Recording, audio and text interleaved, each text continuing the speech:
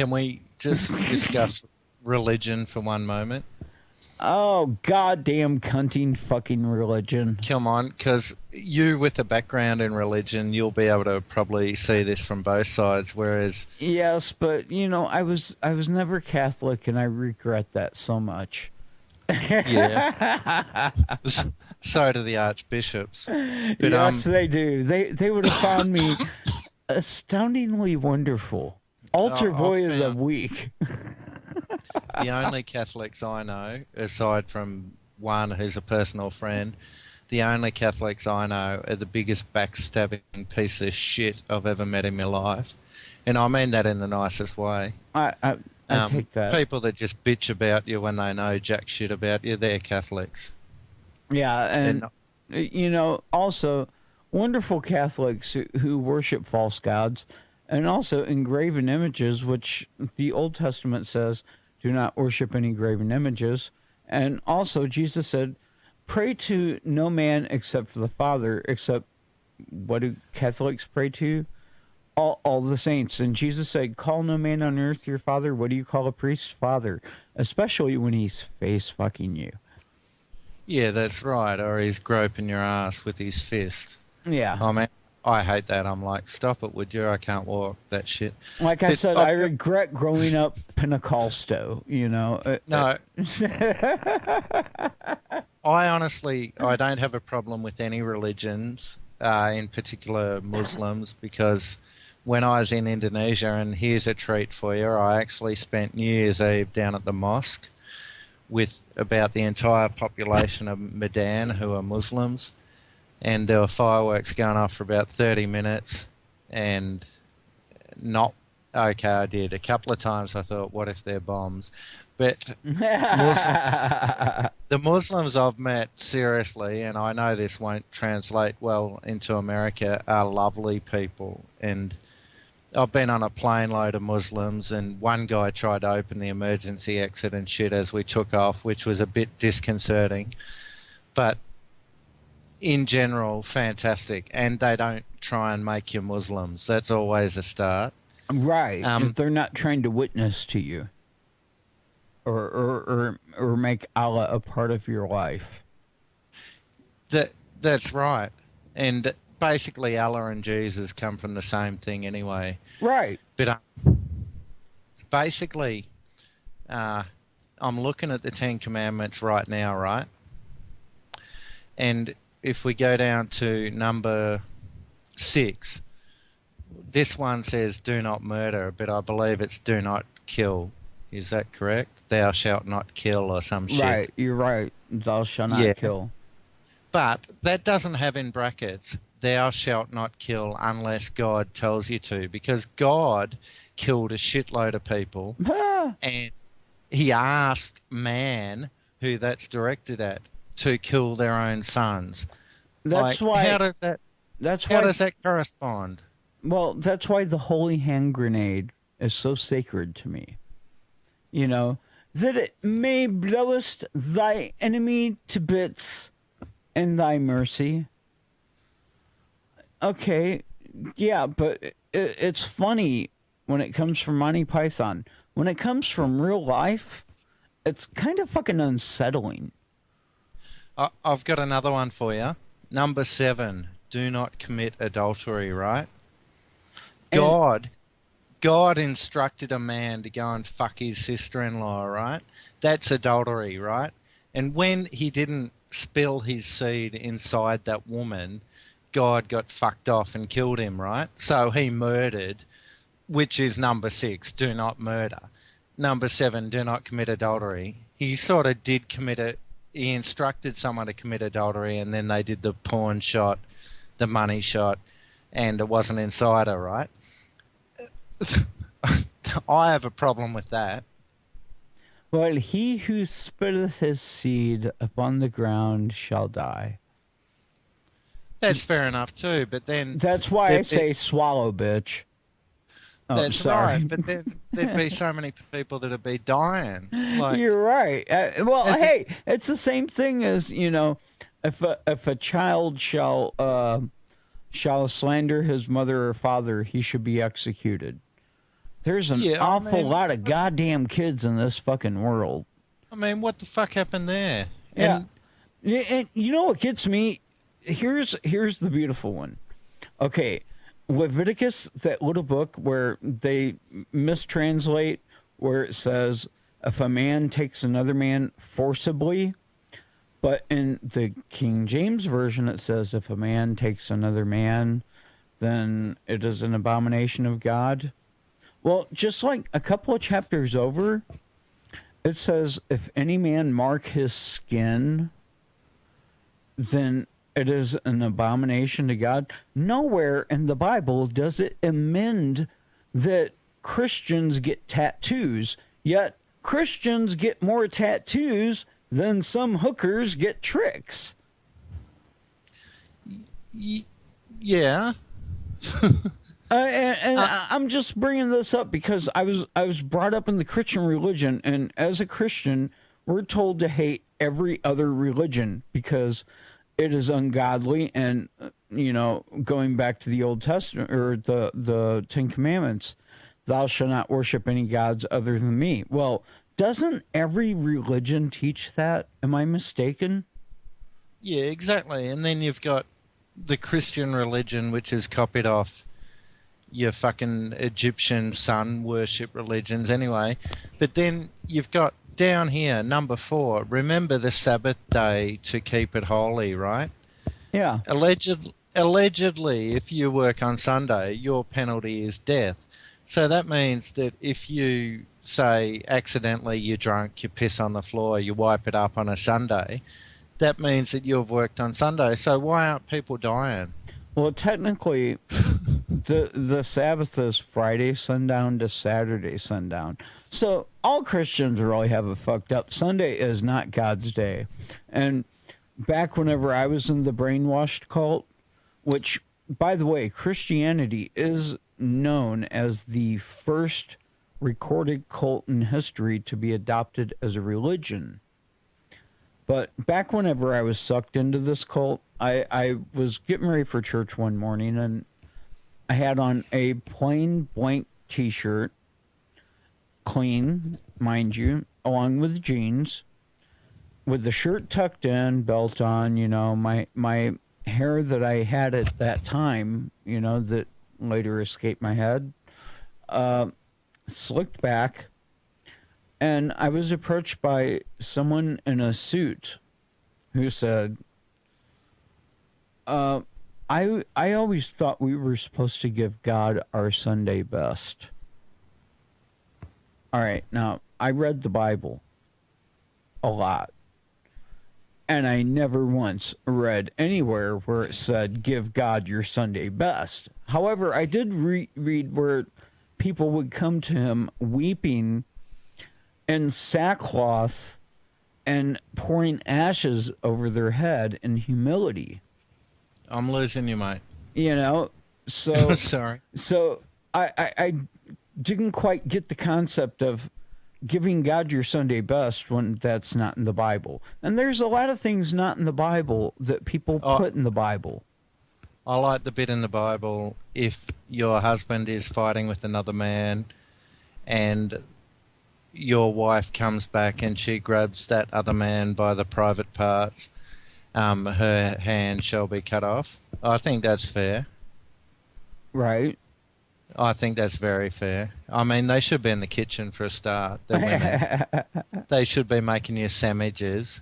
Hey, what are they doing grabbing go some guy's testicles? I won't go there because I know a lot of wonderful women who have done a lot of wonderful things, and there are some there are some of them that can insert a needle into my arm sweetly to where I don't feel it.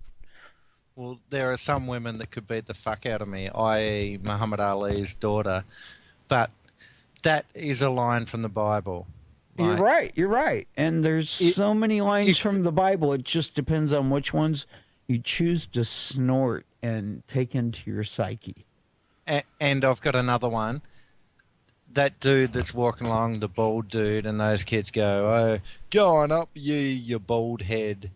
And then God, in all his infinite godly wisdom, decides to get two bears to attack those kids and kills 43 people, which is thou shalt not kill, I believe. But they've called someone a bald head, right? Which is not really a huge insult because he had a bald head, right? Right.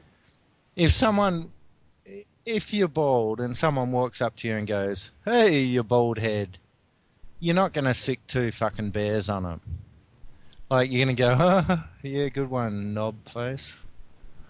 Like, you fucking Asian cunt. That's what you're going to go, you know? Now, I would just say, you do it with your hormones as you choose to do. If you want to grow hair, fine. I have other uses for my hormones. Yeah, that's right. But I mean, that's also from the Bible. And the best bit from the Bible, and you can quote me on this, the best bit from the Bible is when Jonah goes and lives inside a fucking fish, right? It's not a whale, it's a fish, right? He's living inside that fish. He's going, "Oh, shit, can't see me telly, whatever. Smells like fish in here." The normal stuff you'd say if you lived inside a fish. And then when he got sick of the smell, whatever, he pissed off. And everyone goes, "Oh, but it was a whale." It doesn't say in the Bible it was a fucking whale. It was a fucking fish. It's probably a cod, right? It's about fucking 4 foot long. How fucking big was Jonah? I've lost you, haven't I? No, you haven't. Oh, I love that Religulous movie, by the way. I reckon it's fucking great. No, it's fucking awesome, but I just had another thought in my head that, it's always astounded me. So many people rely on the New Testament because that's the new covenant between Christ and man and God. And wow, the God of the Old Testament and the God of the New Testament are two totally different fucking gods. Yeah, that's because the New Testament was written in a time of depression, but no one ever bothers to mention that shit. But like, people were fucking depressed at that stage. But it's like you had people that preached against, like, not all men are meant for marriage, because some men just merely aren't meant for marriage. And then you had a certain apostle that spoke out many a times about his sexual, well, he didn't say sexual, but it was kind of implied, and spoke out about his sin, and even went as far as to say, "This thing that I do, I know to not do, but for some reason I cannot I cannot resist, and even though I know it is sin, I engage in it anyway." Now, yeah, but does it take a genius to figure out what Paul the Apostle was talking about? And especially whenever you read about, because he was an extremist. He was insanely for killing Christians till his conversion. But what else was he insanely against? Well, something he was fighting. And it was this thing that he knew not to do, but he did it anyway. Can I just play you something that's by a UK comedian, Stuart Lee? It's called The Taxi Driver Argument. Sure. It's related to the gay issue. It's on YouTube. This guy is fantastic, by the way. I'll just try and find the point, but just bear with me for 1 sec. All right.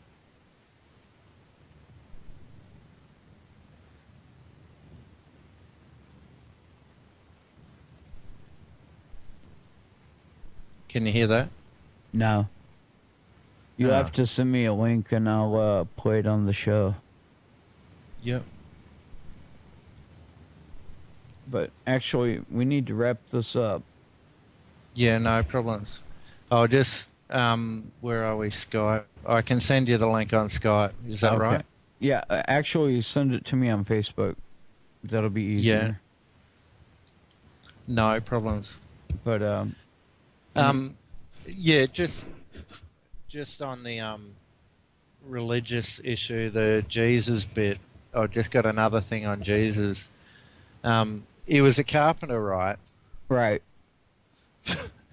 I sound like a fucking grade one student. He was a carpenter, right? But he didn't make any shit, right? Well, that's the thing. He spent all his time in fucking boats going fishing with his 11 fucking gay mates. Eh, eh, Like, he wasn't a carpenter. Like, what tables did he make? Where are his fucking dressing tables that he made? Like, and the thing is, in the end, they nailed him to a cross, right? A wooden cross, right? And these are Jew people, right? Sorry, these are people with long beards and shit, right? And that have long curls. sideburns. Yeah, but the problem was the only thing they were angry about why they nailed him to a wooden cross, and I get all my information either from Family Guy or Mel Gibson movies. And the that's only proper information because That's you know, right. At least you're getting the truth. The only reason why they nailed him to a cross because they were disgruntled customers. Right? He made them a table. It was shit. It fell over. They paid money for it. These long-haired, fucking cap-wearing, long sideburn people that will remain nameless that vote down Mel Gibson movies, they only didn't like it because they spent money on it. Like, they probably crucified the fucking chemist. They probably crucified fucking every other guy. The fucking record shop guy, they would have crucified everyone that they spent money on. The supermarket guy, he would have been crucified too. Timothy Leary would have been crucified, and you know what? He is God. Or a link to. He's a lot closer to than something written in a Bible, I can tell you that much. Oh, yeah. And same with the dude, Johnny Depp's mate, what's his name? Tim Burton? Rum Diaries. He wrote Rum Diary. Oh, okay. Oh, fuck, what's his name? You know that spaced out Druggo movie that Johnny Depp's in? Blow? Nah, close. That is one. Which one? Oh, this guy is an absolute legend. Forgive me for not fucking remembering this, but he's got this wicked story about this guy when he met this guy, Hunter S. Thompson. Him and Johnny Depp were great mates, by the way. Fear and Loathing. Fear and Loathing in Las Vegas. Yes, sir. But he met Johnny Depp arranged to meet Hunter S. Thompson, and they met in a bar. And he was asked a question, what was it like being friends with Hunter S. Thompson, whatever. And then he goes into this story. The first time I met Hunter S. Thompson, I was at a bar. The doors swung open. There were sparks everywhere. The crowd parted like the Red Seas. And Hunter S. Thompson walked through, right? Which sounds like a bullshit story, but apparently it's a true story because here was Hunter S. Thompson walking into a bar. He's got a fucking cattle prod in his hand, sparks flying everywhere, and he's like, get out the fucking me way, and the people just moved apart. And then he walked over and introduced himself to Johnny Depp. That's the actual story. Nice. And I'm thinking, this guy's a fucking legend. And they kept saying to Johnny Depp, must have been hard being friends with him, must have felt uncomfortable and all that shit. But that's not what Johnny Depp's about. And he said, oh, no, Hunter S. Thompson was great. He taught me how to make bombs. And then he assumed he was joking again. Then he asked him a question, but that was actually true also. Actually, I think I know that interview. It's a wicked interview. Have you checked out the West Memphis 3 where Patti Smith plays with Eddie Vedder and Johnny Depp? Yeah. Live on stage? Yeah. That is an amazing bit of hero worship, I reckon. Oh, dude. Uh, You just know, the respect. one of my great honors in life is back in '95. Um, I was working for a music distribution company, and I wound up in this small town, Milan, Michigan, which people see the spelling and they think Milan, Italy, but it's Milan, and it's 8 miles south of Ann Arbor. And one day I was just up in Ann Arbor, cruising shops and stuff, and I was in a bookstore. I started talking to this long-haired black lady, kind of older, and she started talking to me, and I looked her in the face, and I screamed in my head, "Holy fuck! That is Patti Smith." And we talked, and it was like she kind of took an interest in me, and I was getting ready to leave the store because I was on a deadline, and I said, "I'm getting ready to have lunch. I'm gonna have to take off." And she said, "Well, I know this great little place across the corner. If you don't mind me joining you." And I was like, "No, not at all." So I actually spent an afternoon with Patti Smith, and I mean, it's one of those days that stick in your mind like yesterday. What was she like, by the way? Very earthy, very down to earth. I mean, but at times you could be in conversation and you could almost get lost in what she was saying. Yeah, the pictures of her with Jim Carroll, um, you can find pretty easily on Google. Yeah, they're amazing. Yeah, and It's so just that's like a moment in time that is forever frozen in my life, because that, to me, she's like the goddess of punk rock. oh yeah, you know you have the godfather of soul, you have the king of pop. To me, she was the goddess of punk. if you listen to Babalog intro going into rock and roll nigger, Yeah, yeah. and you can just stand there and not move at all, you're not human as far as I'm concerned. That is one of rock and roll nigger for me is possibly the greatest song of all time. Yeah, I'm with you there, because I just love the way Babalog starts off. I've Yeah, not fucked much with the past, but I've fucked with the future. it's just awesome. And for a woman to do that, and I'm not being sexist at all, it's probably the greatest thing since Billie Holiday released Strange Fruit, I reckon. It's just one of the gutsiest things ever. Well, like And Piss Factory, y- that was a landmark song for its time. yeah, she, like, even on 12, she does covers of Nirvana, Jimi Hendrix, whatever. Um, just to hear her sing is a privilege, I reckon. It's and people don't quite understand that. You have people that listen to Kelly Clarkson and fucking Nickelback and whatever. Well, they have no clue. No, there are some people it's a privilege to listen to them sing. And just before you go, there's a dude from America, and his name's Charles Bradley, right? He's a black dude. Right. Um, does this amazing cover of fuck, what's it called? It's a Nirvana song, "Stay Away."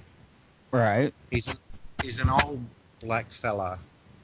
Sort of, he's been compared to Otis Redding and other stuff. I'll post a link on your wall. It's, Sweet. he's just absolutely amazing. Right And I on. listen to him.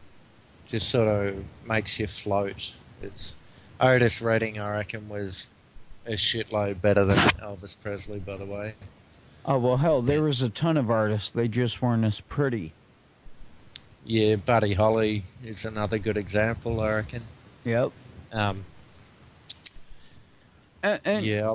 that's kind of and you know, um, kind of the what I want to end with is Buggles' "Video Killed the Radio Star" was kind of true for It's a it being. fucking great song too, but It's a great song, and it was very prophetic because I remember before MTV, whenever you just listened to the radio and whatever images came to your mind, or a time and place, that's what you would remember when you heard the song. But when videos came along, you remembered the video when you heard the song, and it kind of killed the imagination of music. yeah, true.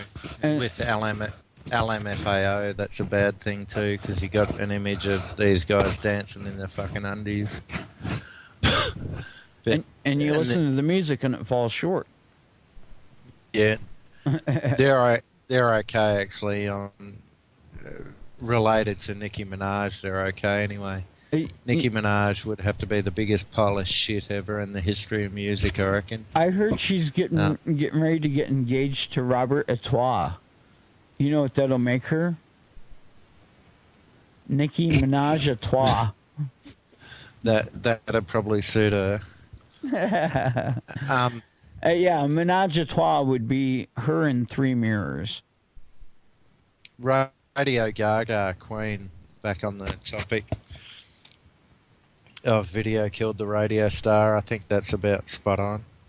Yeah, because I mean, if you think about it, some of the bands from the 70s, 60s, they were goddamn butt ugly.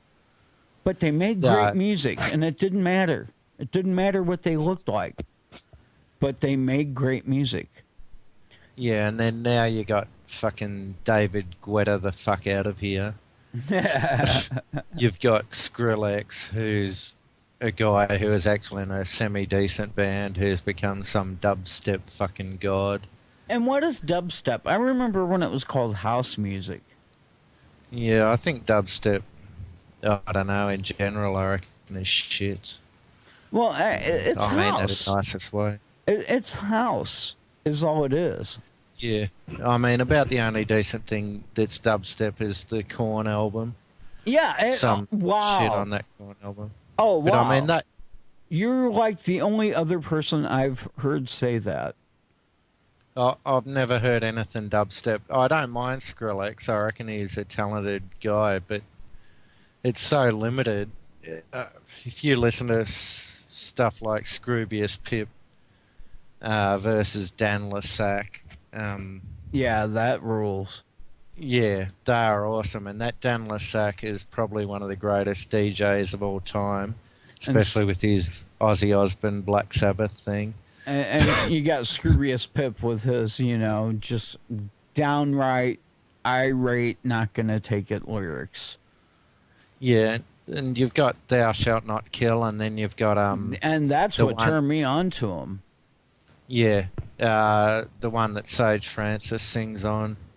Sage Francis is a cool dude, by the way. As American rap dude, very nice guy, by the way. Just name drop a few names for you, seeing as though you went for Patti Smith. Yeah, well, but, I couldn't help it. I had to share that experience. I'd fucking tell everyone I'd be wearing a shirt. Oh, dude. I'd be like, I've fucking met Patti Smith, get fucked. Yeah, well, I could be that way, but, I'm on cloud Earth. Yeah. Just to say, like, I'm glad she's making new stuff because she's just that good, basically. Like, you can talk about your Whitney Houstons that died in a bathtub, whatever. Whitney Houston. Face down, mind you, and it was an accident. With scalding burns. Yeah, that's right. And needle stuck in her arm. Total accident. Yeah. But Whitney Houston, she was good for about 10 seconds. Yeah, and she desecrated a Dolly Parton song. Always have glue. And And then she had that stupid ass reality TV show with Bobby Brown. Yeah, yeah. I mean, everyone hangs shit on Bobby Brown. Oh, what a cunt Bobby Brown is. Like, Bobby! but the point is, everyone's responsible for their own actions. Thank you very much. And so what if Bobby Brown's a cunt? He didn't make her fucking do drugs. Right. You know, just because you're going to jump off a bridge with a fucking needle in your arm doesn't mean I'm going to do it. That's right. And just because you're going to take bath salts and chew off a guy's face doesn't mean your wife has to do it. Well, it's just not on. It depends what she's wearing. Yeah, and then they go, oh, Rihanna's going to play Whitney Houston live. And then the next one is, oh, Whitney Houston's daughter, that real ugly one with the funny teeth, she's going to play Whitney Houston. You know, it's like, no, she isn't. I'm waiting for Nicki Minaj to get a hold of some killer coke that's really bath salts. I hope she gets a hold of a few razor blades. Oh man. Well, I'll tell you what, it's a bad time for cocaine heads right now because you have bath salts and then you have 2/3 of the cocaine in the U.S. being cut with a horse. What is it? Oh God. This is where I'm experiencing brain fry. It's a antibiotic. It's a horse antibiotic that the cocaine is so cut that the horse antibiotic actually boosts up the kick, so you feel like you've done good coke. But it's a horse fucking antibiotic. It's not meant for humans. And guess what it causes? Pneumonia. And the funniest thing I've read on news recently is that ketamine is a part of Special K. No, it is Special K. Yeah, but I mean, Placebo have had that song Special K for so long. Everyone knows it's about ketamine. Right. This is what's printed on the news. But ketamine apparently is really good for depression. Really? Probably a good reason for that is that you're so fucking high that you're not depressed anymore.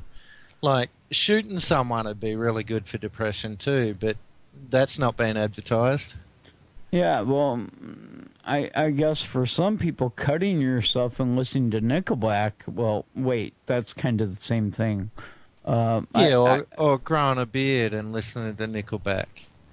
Hey. Dancing around like Rihanna. Yeah, well, you know, I grow my beard and I listen to Clutch and I dance around like Christine 16, okay? So, but that's a great song, by the way. One of my favorite Kiss songs. Dude, that was the song that got me into real rock. It got me away from country and all that shit to real rock when I was 7 years old and there was no turning back. But then years later, upon reflection, playing it on the show one night, I'm listening to the words, you know, where he's saying, I've got to have you. I've got to have you. I'm like, Gene, you fucking pervert. Well, I guess you're not Jerry Lee Lewis marrying at 15 your cousin, or even the king marrying Priscilla at 14, or was it 13? I don't know. Yeah, that song though, when I heard that, I was in love at that stage, and me too. I'm like, this is the fucking greatest song ever. I had the 45, and the 45 had "Shock Me" on the back. The funny thing is, everyone insults Kiss. Yeah, crap band, whatever. If you go through their songs, they had some fucking awesome songs, and then, speaking of that, I saw Steven Adler at a Guns N' Roses band the other day, and he was being interviewed. And I said to my friend, I said, this guy is more drug fucked than fucking Ace Frehley. Like, is he back on? Adler has got a band. No, I mean, is he back on drugs? Adler? Yeah. He has to be. Like, listening to him talk, he's wearing dark glasses. Well, he did have a stroke. Yeah, he just sounds like a complete fuckwit, and he Well, makes Ace Frehley seem coherent, and and I that's the love Ace thing. Frehley. That's the thing. Even on Celebrity Rehab, I used to watch that show, but I watched it up until the season after Mike Starr was on.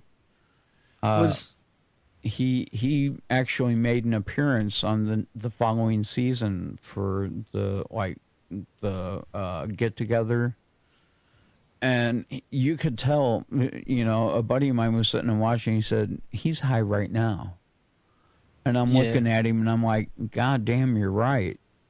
And it wasn't even 3 weeks later he was dead. yeah. Speaking of Axl Rose, did you hear that he banned people from wearing Slash shirts to his concert over in England? Yeah. And also that he lost $200,000 worth of jewelry when someone Yes. stole it. Yeah, that was ultimate. I loved it. I was rolling. I was laughing Yeah, so hard. but apparently they recovered everything except his detachable penis, his wig, and that gigantic chip on his shoulder. Oh yeah. But who brings $200,000 worth of jewelry to a fucking concert except a woman? Axl Rose does because he's God's gift to rock and roll. Yeah, he Fucking owns classic. Guns N' Roses. Fuck you all. Fuck Slash. Fucked up. I can get any pimp I want to be my fucking whore. There's a band in Australia who have a song called "When I Hold My Nose, I Can Sing Like Axl Rose." Ah. And I think that says everything. But the funniest thing, Miles Kennedy, the other day, the dude out of Creed and Alter Bridge, because Alter Bridge are just Creed without the crap singer. Right. That's got Stapp Wanker. Yeah, they got rid of Jesus Christ Pooper Star and got a good singer. Yeah, that Miles met Scott Stapp the other day, and that dude, the guitarist dude out of Alter Bridge, he posted the picture. John Tremonti. Yeah, if you check his Facebook, you'll see the picture on there. But basically, you got on the left-hand side Scott Stapp looking fat as fuck. Then you got Slash, and then you got Miles, who appears to be hiding behind Slash and not that interested. And then you got Tremonti and another dude. And like Miles Kennedy seems like the nicest guy in the world, and if he's hiding from Scott Stapp, I think there's a reason. He obviously knows he's the Antichrist or some shit. Well, not just that, but he kind of showed him up on his own gig. While Scott Stapp was begging his righteous followers to take him higher, which that's the first video I ever seen that made me throw up a little in my mouth. And that's when I knew that Creed was just so wrong that, even God couldn't forgive it. But it was whenever I heard that, whenever I heard the Alter Bridge, and I saw an interview and how Miles Kennedy kind of took a back seat to everybody else. And then whenever they got to him replacing Scott Stapp and becoming a member of Alter Bridge, it was very minute, very sweet, and it was like almost a non-member. And then they showed a performance, and I'm like, this is the dude. But the connection I did not make until recently, thanks to you, was Mayfield 4. Yeah, I got that link off Reed, one of my friends off Facebook. I didn't know he was in that band either, to tell you the truth. But he had tinnitus for a while. Couldn't sing at all. I think if you look closely at his photos, he's wearing some sort of earplug type arrangement. But his voice is sensational. Stuff like Alter Bridge, Blackbird, just shows how good he is at writing songs, I reckon. Well, hell, just watching the clips with him and Slash, acoustically. Sweet Child of Mine, he does that more justice now than Axl Rose did live, 12 years ago. Yeah, I loved Guns N' Roses until they got about 5 fucking black female backing vocalists and all that shit, because that wasn't what Guns N' Roses were about at all. They're a straight ahead rock band, and then all of a sudden they've turned into fucking Rolling Stones or something. Oh, hell, it ain't even that. It's worse, dude. I mean, what was Chinese Democracy's booklet? It was a congratulations to everyone that's played on this song. And then page 2, 3, and 4, everyone who's played on this song. Page 4, 5, and 6, everyone who's played on this song. God damn, can we have some consistency here? They even got Richard fucking Fortus from St. Louis's Pale Divine. Have you heard the new Slash album? Actually, I have, and I almost was able to pick it up on vinyl yesterday, except I had no money. Yeah, the song just won One Last Thrill. So I think that sort of encapsulates the whole album for me. That is about as close as they're going to get to the vintage Guns N' Roses. And it's just punky and it's awesome, I reckon. Well, it says a lot to me.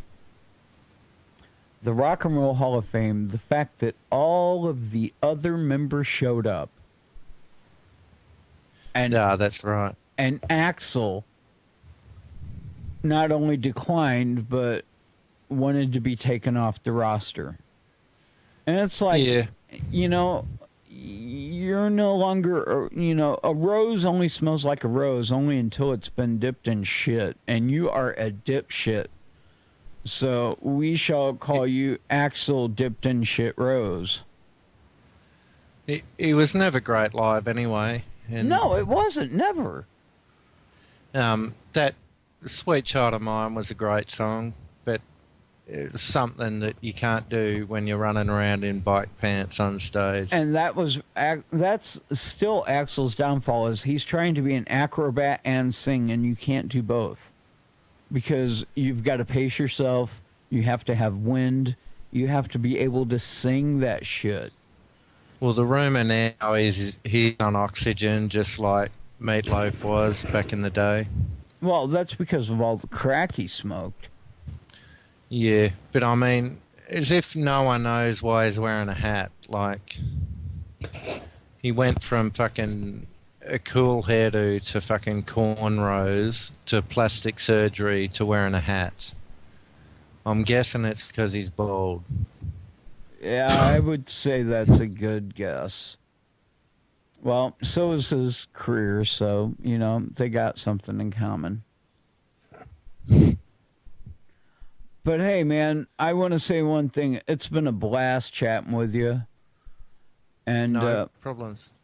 I really appreciate your drunken documentaries, your drunken reviews. No problem. Thanks a lot, mate.